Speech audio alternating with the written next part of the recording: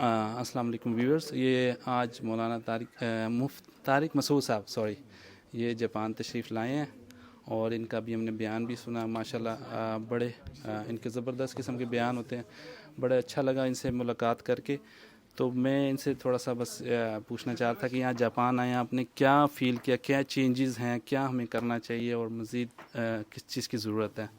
السلام علیکم. وعلیکم السلام ورحمۃ اللہ وبرکاتہ. دیکھیں جاپان تو جاپان ہے, ساری دنیا میں مشہور ہے. جاپانیوں کے اخلاق, مینجمنٹ, لا کی پابندی, تمیز سے بات کرتے ہیں, ہر ایک کو جھک جھک کے سارا دن سلام کرتے رہتے ہیں.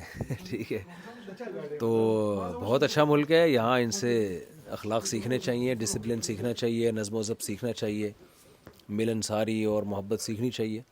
اچھا مولانا صاحب, ہم لوگ یہاں مجھے 15 سال ہو چکے ہیں. ٹھیک ہے, یہ بھائی بھی میرے سارے, ہم لوگ کو بڑا ٹائم ہو گیا. جب یہاں سے ہم جاتے ہیں یہ چیزیں دیکھ کے جاتے ہیں, ہم کوشش کرتے ہیں کہ یہ چیزیں امپلیمنٹ ہوں وہاں پہ لوگوں پہ. ٹھیک ہے, تو وہ لوگ ہم آگے سے پاگل کہتے ہیں کہ یہ پاگل ہے کیا کر رہے ہیں. تو ان کو بھی یہاں لے آئیں, پھر ان کو پھر پاگل نہیں کہیں گے. ٹھیک ہے نا. تو کیا آپ کی نظر میں کیا ہونا چاہیے؟ دیکھیں الحکمت ضالۃ المومن, جو بھی اچھی بات ہے وہ مومن کی گمشدہ چیز ہے. چاہے مسلم سے ملے غیر مسلم سے ملے, لے لینی چاہیے وہ. اور جو آپ کے پاس اچھا ہے وہ ان کو دینا چاہیے. ہمارے پاس جو اچھا ہے وہ مذہب ہے, جو ہمارا نہیں ہے وہ اللہ کا دین ہے. وہ ہمارا تو کچھ بھی نہیں ہے, ہمیں بھی اللہ ہی نے دیا ہے. تو وہ ان کو ہمیں گائیڈ کرنا چاہیے کہ بھائی اللہ کے وجود پر ایمان لے کر آؤ, اس کے پیغمبروں پر ایمان لے کر آؤ.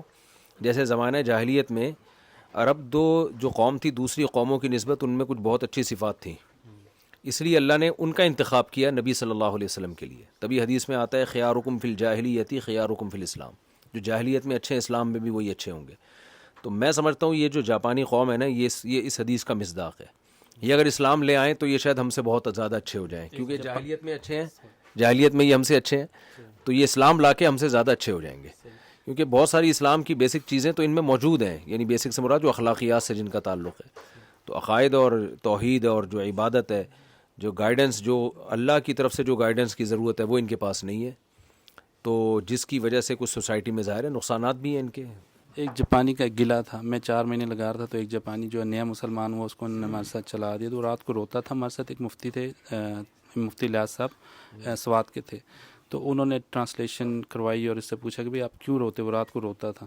تو اس نے کہا کہ یار میں اس لیے انہوں نے کہا کہ بھئی آپ مسلمان ہوں, آپ کو تو خوش ہونا چاہیے, تو آپ رو رہے ہو. کہتے ہیں میں خوش ہوں, میں مسلمان ہوں, لیکن آپ لوگ لیٹ ہوئے, آپ لوگوں کے لیٹ آنے کی وجہ سے میرے ماں باپ اس دنیا سے بغیر کلمے کے چلے گئے. تو ہم لوگوں نے سوئی سے لے کے جہاز تک بنایا, میڈ ان جاپان, جس کی دنیا میں صرف ضرورت ہے, اور آپ کے گھروں تک پہنچایا. آپ لوگوں کے پاس اتنا قیمتی کلمہ ہے جو ہے نا دنیا میں بھی کامیابی اور آخرت میں بھی کامیابی کا سارا اس پہ دارمدار ہے. تو آپ لوگ لے کے اپنے گھروں میں بیٹھے ہوئے, کیا ہمیں اس پہ کام نہیں کرنا چاہیے؟ گھروں میں بھی نہیں بیٹھے ہوئے نا اسے لے کے. گھروں میں اگر پورا ہو لے کے بیٹھے ہوئے ہوتے تو بھی لوگ متاثر ہوتے ہیں نا. ہم تو نہ ہماری زندگی میں ہے نہ ہماری تبلیغ میں ہے, تو اس پہ ہمیں بھی خود آنے کی ضرورت ہے, ان کو بھی لانے کی ضرورت ہے. تھینک یو مولانا صاحب, بس یہ چھوٹی سے آپ سے انٹرویو لیا. چلیں, thank you very much, thank you, بہت بہت شکریہ.